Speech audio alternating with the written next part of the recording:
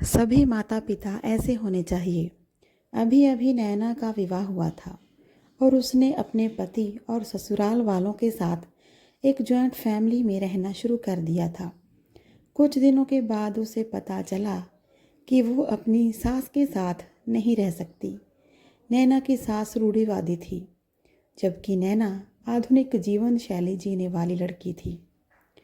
जल्द ही उनके बीच झगड़े होने लगे। कई महीनों के बीत जाने के बाद भी दोनों में से कोई भी अपना व्यवहार बदल नहीं पाया। समय के साथ साथ नैना और ज़्यादा आक्रामक हो गई और उसे अपनी सास से नफरत होनी शुरू हो गई। वह सोचने लगे कि कैसे अपनी सास से छुटकारा पाया जाए। एक बार हमेशा की तरह जब उसने अपनी सास से झगड़ा किया और उसके पति ने अपनी माँ की साइड ली, तब नैना को बहुत गुस्सा आया और वो अपने मायके चली गई। नैना के पिता एक केमिस्ट थे। उसने अपने पिता को पूरी बात बताई। उसने अपने पिता से कहा कि वो उसे कुछ जहर दे ताकि वो अपनी सास के खाने में मिलाकर उससे छुटकारा पा सके, नहीं तो वह अपने पति के घर वापस नहीं जाएगी।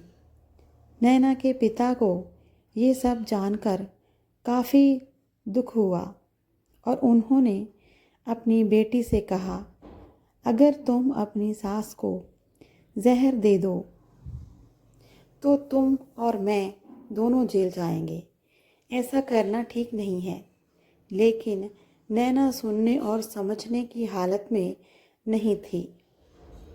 आखिरकार उसके पिता ने कहा, ठीक है, जैसा तुम चाहती हो वैसा ही होगा, लेकिन मैं तुम्हें जेल में नहीं देखना चाहता। उसके पिता अंदर से पाउडर ले आए और कहा, हर दिन जब तुम दोपहर का भोजन या रात का भोजन करती हो तो अपनी सास के खाने में इसे मिला देना। इससे धीरे धीरे कुछ महीनों में वो मर जाएंगी और लोग सोचेंगे कि वह प्राकृतिक रूप से मरी हैं। उन्होंने ये भी कहा, क्योंकि किसी को भी तुम पर शक नहीं होना चाहिए, इसीलिए आज से तुम अपनी सास के साथ नहीं लड़ोगी, बल्कि तुम उनकी देखभाल करोगी। भले ही वो कुछ भी कहे, तुम गुस्से में बात नहीं करोगी और हमेशा ही शांत रहोगी। नैना सहमत हो गई और अपने ससुराल वापस चली गई और अपने पिता की सलाह के अनुसार उसने अपनी सास के खाने में पाउडर मिक्स करना शुरू कर दिया और बड़े ही प्यार के साथ बात करना भी शुरू कर दिया।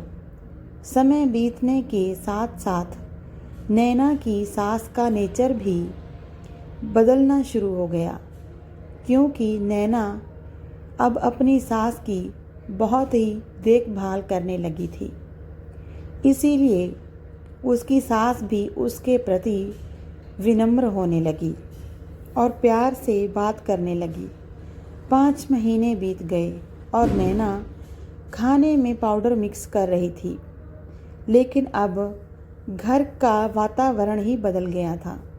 कोई झगड़े नहीं थे, दोनों एक दूसरे की तारीफ करते। अब ऐसा लगता था मानो दोनों का रिश्ता माँ और बेटी का रिश्ता हो। अब नैना को चिंता होने लगी कि पाउडर की वजह से उसकी सास जल्दी ही मर जाएगी। वह अपने पिता के घर पर गई और उनसे कहा, पिताजी, कृपया करके मुझे उस जहरीले पाउडर के प्रभाव को ठीक करने के लिए इलाज बताएं।